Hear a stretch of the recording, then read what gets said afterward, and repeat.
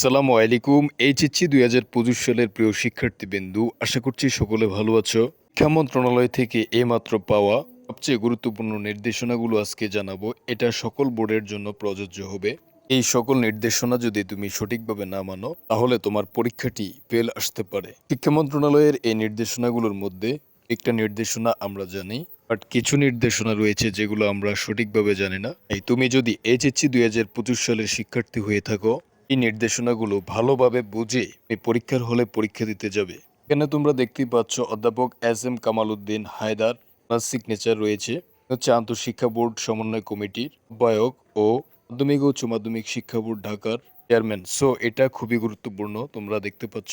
আর তুমি যদি আমাদের চ্যানেলে নিত্য নতুন সকল আপডেট পেতে চাও, তাহলে চ্যানেলটি অবশ্যই সাবস্ক্রাইব করে রাখবে, এতে করে পড়াশোনা পরীক্ষার সকল আপডেট সবার আগে পেয়ে যাও। তো শিক্ষা মন্ত্রণালয়ের দেওয়া প্রথম নির্দেশনাটি আমরা একটু দেখি। পরীক্ষা শুরুর ৩০ মিনিট পূর্বে অবশ্যই পরীক্ষার্থীকে পরীক্ষার কক্ষে আসন গ্রহণ করতে হবে। হ্যাঁ, প্রিয় শিক্ষার্থীবৃন্দু, তোমরা পরীক্ষার হলে প্রবেশ করার ৩০ মিনিট পূর্বে, পরীক্ষার হলে তুমি ৩০ মিনিট পূর্বে তোমার আসনটি অবশ্যই গ্রহণ করতে হবে। আমি আবারও বলছি, এখানে গুরুত্বপূর্ণ অনেকগুলো পয়েন্ট রয়েছে। প্রথম পয়েন্টগুলো অনেকেরই জানা। ভিডিওটি প্রথম থেকে শেষ পর্যন্ত কন্টিনিউ দেখো। দ্বিতীয় পয়েন্টটি হচ্ছে বহু নির্বাচনী ও পরে সৃজনশীল রচনামূলক তত্ত্বীয় পরীক্ষা অনুষ্ঠিত হবে। হ্যাঁ, এখানে বলা হয়েছে এমসিকিউ, যেটা এমসিকিউ পার্টটা তোমাদেরকে আগে দিয়ে দিবে এবং পরে হচ্ছে তোমাদের সৃজনশীলের জন্য তোমাকে প্রশ্ন দেওয়া হবে, এরপরে তুমি অ্যান্সার করতে হবে। নাম্বার যে পয়েন্টটি সেটি হচ্ছে 30 নম্বরের বহু নির্বাচনী এমসিকিউ পরীক্ষার ক্ষেত্রে 30 মিনিট এবং 70 নম্বরের সৃজনশীল সিকিউ পরীক্ষার ক্ষেত্রে 2 ঘন্টা 30 মিনিট তোমাকে সময় দেওয়া হবে। আর তোমার যে সাবজেক্টগুলো ব্যবহারিক রয়েছে, এই ব্যবহারিক সংবলিত পরীক্ষার ক্ষেত্রে 25 নম্বরের বহু নির্বাচনী অর্থাৎ এমসিকিউ পরীক্ষার ক্ষেত্রে 25 মিনিট এবং 50 নম্বরের সৃজনশীল সিকিউর ক্ষেত্রে তোমাকে সময় দেওয়া হবে 2 ঘন্টা 35 মিনিট। আশা করছি বিষয়টা তোমরা জানো এবং বুঝতে পেরেছ। পরীক্ষা বিরতিহীনভাবে প্রশ্নপত্র উল্লিখিত সময় পর্যন্ত চলবে। এখানে তোমাদের এমসিকিউ এবং সিকিউ তোর পরীক্ষার জন্য কোনো বিরতি থাকবে না। তোমরা একসাথে সিকিউ এবং এমসিকিউর অ্যান্সার করতে হবে। এখানে একটা বিষয় তোমাদেরকে জানিয়ে রাখি, সকাল 10টা থেকে অনুষ্ঠিত পরীক্ষার ক্ষেত্রে এই সময়সূচি তোমাদেরকে মেনে চলতে হবে। সকাল 9টা 30 মিনিটে অলিখিত উত্তরপত্র ও বহু নির্বাচনী এমসিকিউ শিট তোমাদেরকে দেওয়া হবে এবং সকাল 10টা বহু নির্বাচনী প্রশ্নপত্র বিতরণ করা হবে। সকাল 10টা 30 মিনিটে বহু নির্বাচনী প্রশ্নের ওএমআর শিট সংগ্রহ ও সৃজনশীল প্রশ্নের উত্তর বিতরণ করা হবে। অর্থাৎ 10টা 30 মিনিটে তোমাদের ওএমআর শিটটি শিক্ষকরা নিয়ে যাবেন এবং সৃজনশীলের প্রশ্নের উত্তরটি তোমাদেরকে দিয়ে দিবে, দুঃখিত তোমাদের প্রশ্নটি দিয়ে দিবে। 25 নম্বরের বহু নির্বাচনী পরীক্ষার ক্ষেত্রে 10টা 25 মিনিট পর্যন্ত দুপুর 2টা থেকে অনুষ্ঠিত পরীক্ষার ক্ষেত্রে এই নিয়ম চলবে। দুপুর 1টা 30 মিনিট অলিখিত উত্তর ও বহু নির্বাচনীর ওএমআর শিট বিতরণ করবে। দুপুর 2টা থেকে বহু নির্বাচনী প্রশ্ন বিতরণ করা হবে এবং দুপুর 2টা 30 মিনিটে বহু নির্বাচনী প্রশ্নের ওএমআর শিট সংগ্রহ ও সৃজনশীল প্রশ্ন বিতরণ করা হবে। হচ্ছে যারা দুপুরবেলা পরীক্ষা দিবে তাদের ক্ষেত্রে 25 নম্বরের বহু নির্বাচনী পরীক্ষার ক্ষেত্রে এই সময়সূচিটা 25 মিনিট পর্যন্ত চলবে। প্রশ্নপত্রে উল্লেখিত সময় অনুযায়ী পরীক্ষা গ্রহণ করা হবে। শিক্ষার্থীগণ তাদের প্রবেশপত্র নিজ নিজ প্রতিষ্ঠান থেকে নিকট থেকে সংগ্রহ করবে। অর্থাৎ তুমি যেখান থেকে তোমাদের পড়াশোনা করেছো সেই কলেজের থেকে তোমাদের প্রবেশপত্রগুলো সংগ্রহ করে নেবে। হয়তো তোমাকে শিক্ষক পরীক্ষার হলে ঢুকতে দিবে না। এই বিষয়টি অবশ্যই মাথায় রেখে পরীক্ষার হলে প্রবেশ করতে হবে।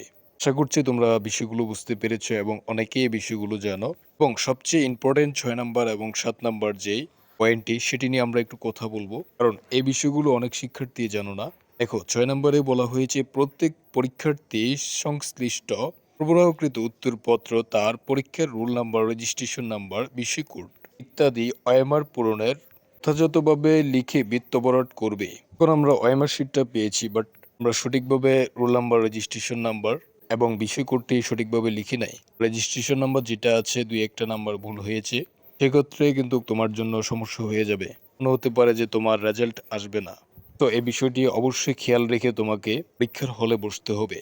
অর্থাৎ সঠিকভাবে তোমার রোল নাম্বার, রেজিস্ট্রেশন নাম্বার, বিষয় কোডগুলো যথাযথভাবে ওএমআর পূরণের মাধ্যমে সম্পূর্ণ করবে। এরপরে পয়েন্টে হচ্ছে মার্জিন সম্পর্কিত। অনেকে কি করো, মার্জিনের মাধ্যমে মার্জিনের মধ্যে তোমরা লেখো বা কোনো প্রয়োজনে উত্তরপত্র বাজ করো, সেটা তোমাদের এইচএসসি পরীক্ষায় করা যাবে না। এটাই বলা হয়েছে এখানে। সুন্দরভাবে তোমরা লিখবে, বাট উত্তরপত্র কোনোভাবেই ভাঁজ করা যাবে না। সুন্দরভাবে তোমরা খাতায় লিখতে হবে। পরীক্ষার্থীকে তত্ত্বীয়, বহুনির্বাচনী ও ব্যবহারিক অংশে প্রযোজ্য ক্ষেত্রে পৃথকভাবে পাশ করতে হবে। তো তোমাকে এমসিকিউতে আলাদা পাশ করতে হবে এবং সিকিউতে আলাদা পাশ করতে হবে এবং বহুনির্বাচনীর পাশাপাশি আমাদের ব্যবহারিক অংশগুলোতে আলাদা আলাদা পাশ করতে হবে। প্রত্যেক পরীক্ষার্থী কেবল রেজিস্ট্রেশন কার্ড ও প্রবেশপত্রে উল্লেখিত বিষয়সমূহ পরীক্ষায় অংশগ্রহণ করতে পারবে। কোনো অবস্থাতে অন্য বিষয়ের পরীক্ষায় অংশগ্রহণ করতে পারবে না। ধরো আজকে তোমাদের বাংলা পরীক্ষা, তুমি ইংরেজি যদি প্রস্তুতি নিয়ে যাও তাহলে কিন্তু হবে না। এ ধরনের অনেক মিস্টেকে অনেক শিক্ষার্থী করে থাকো। তো যেদিন যে পরীক্ষার সেই রুটিনটি দেখে পরীক্ষার হলে অবশ্যই যেতে হবে। পরীক্ষার্থীগণ পরীক্ষার সাধারণত সায়েন্টিফিক ক্যালকুলেটর, নন প্রোগ্রামেবল ব্যবহার করতে পারবে। প্রোগ্রামেবল যে ক্যালকুলেটরগুলো সেগুলো ব্যবহার করতে পারবে না।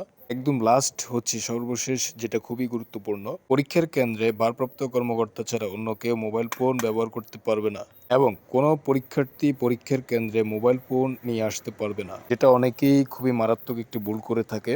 অনেক শিক্ষার্থী, এতে করে অনেক শিক্ষার্থীর পরীক্ষা পর্যন্ত বাতিল হতে পারে। তো এই ভুলগুলো করা যাবে না। তো নোটিশটি যদি তোমরা ভালো করে না বুঝতে পারো তাহলে ভিডিওটি আবার কন্টিনিউ দেখো। তারপরেও ভাই এই ভুলগুলো করবে না, তাহলে তোমার রেজাল্ট আসবে না এবং তোমার পরীক্ষাটি পর্যন্ত বাতিল হতে পারে। সো পড়াশোনা, পরীক্ষার নিত্য নতুন সকল আপডেট পেতে চ্যানেলটি অবশ্যই সাবস্ক্রাইব করে রাখবে, যাতে করে পরবর্তী আপডেট আসার সাথে সাথে নোটিফিকেশন পেয়ে যাও। সবাইকে অসংখ্য ধন্যবাদ। আল্লাহ হাফিজ। আসসালামু আলাইকুম।